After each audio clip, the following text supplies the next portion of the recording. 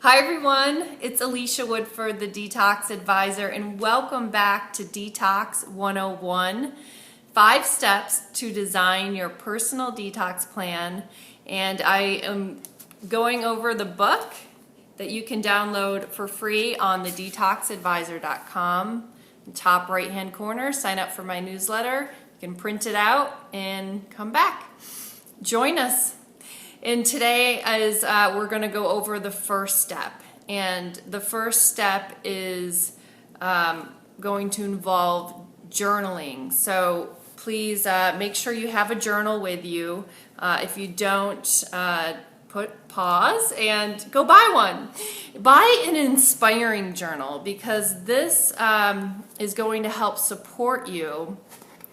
You can buy a journal. I like the binded ones because I can fold it back, but it's very personal. This is your personal plan, so personally start listening to yourself. That is the first step, is listen to what you want and what's going to work for you.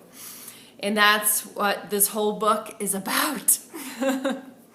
So grab a journal or just a pen and paper. And this is going to be your way of discovering what you specifically need and what you're ready for. And so to begin, listen to your body is the first section in the steps. So the steps are listed and they start on page 6. Step number 1, your why is your motivation. Instead of just doing something, know why you're doing it. What is your intention? Intention is what creates our life. So living without intention, you're reacting to life happening instead of intentionally moving towards what you want. And so your why is your motivation is the most important step, and that's why it's the first step, is because without your why, you won't be motivated to start making changes. You're going to fall back into habits and addictions and things that are actually keeping you stuck. And so start listening to your body. And everyone is different. Everyone's why is going to be different because everyone's condition and body is different and everyone's cause is different. So that's why a detox program is not a one-size-fits-all. It's a personal experience based on what your body is ready for and what your causes are. So to begin, list your physical symptoms, physical, mental, and emotional symptoms, because you want to be really clear on what your body is communicating to you. Symptoms are a sign of stress and an imbalance, and there has been something that has created them over usually a long period of time. And they are communicating that it's time to change, shift, and stop the cause of what's been causing it, which is not just one thing. We are mind, body, and spirit, so it's typically what we're feeding ourselves on all of those levels, what we're feeding and or depleting. So go ahead and stop the video and list your symptoms. I had listed out different symptoms to prompt you to really think about it, because oftentimes we're so used to living with these symptoms that we don't consider them symptoms. I often ask a lot of my clients, well, what symptoms do you have? And they're like, oh, I don't have any symptoms. And then then the more probing that I do, it's like, oh, I've had this rash my whole life, or I have yeast coming out of my toes, and so those are symptoms, and the body does communicate. But we have been conditioned to treat symptoms, so we don't really consider them something to pay attention to. It's oh, I have this reoccurring thing that happens, and I just go to the drugstore and I put some cream on it,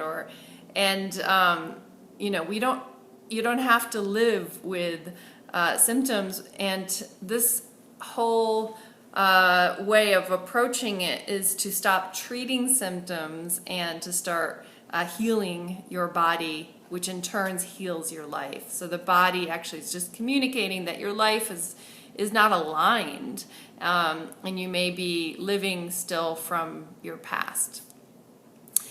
And so another thing about symptoms, just, you know, a part of my personal journey is, you know, every day, most of my life, until I started doing the real healing that was needed, I woke up and blew my nose, and there was just like a lot of mucus coming out. And I thought that was normal. You just wake up and blow my nose, but my body was communicating that I had created such a over acidic and mucus condition, and you know, it was based on what I was putting in my body.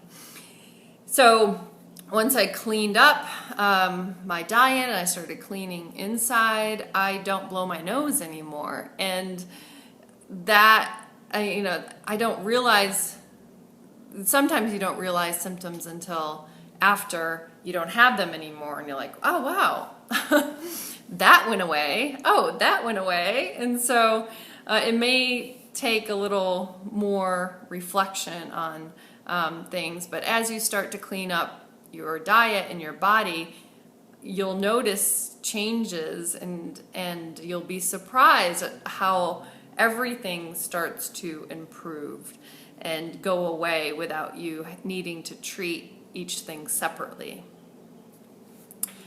Okay, and then after you list your symptoms, what is your intention? Why are you detoxing? And what is your vision? Are you, some people just aren't ready. So this is when you are ready to not, feel the way you've been feeling or looking, and you're like, you know what? I am ready to improve my digestion, or to feel energy, to think clearly. And there will be symptoms that are so strong for you that you will be, just at that point where like, what do I need to do? And I'll do anything. So that's the people who I work with. If you're not at that point, you may not be ready to do a detox. Because it takes that, you know what, I am ready to feel different. And then, with that intention and that strong motivation, you will make the right choices to lead you into where you want to go. So this is the most important step, is writing your intention. What is your vision for your life? And so, again, pause this video.